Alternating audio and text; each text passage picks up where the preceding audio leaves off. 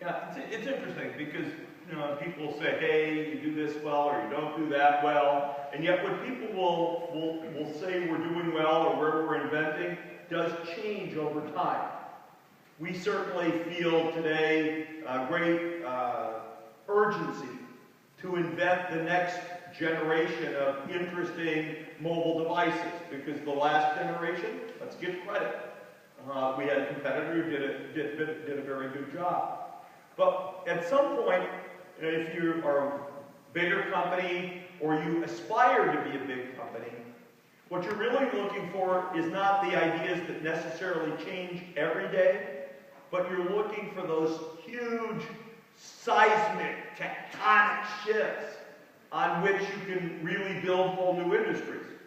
Bill Gates was the first to recognize really the power, and Paul Allen, the power of the microprocessor and software. Great, and Microsoft was built on that. You look later, we were the first to recognize that microprocessors could transform the back end of computing. We built a huge business on that. Apple was the first to really recognize the power of low power processors and touch as a user interface. They were almost bankrupt, and whew, now they're the most valuable company around.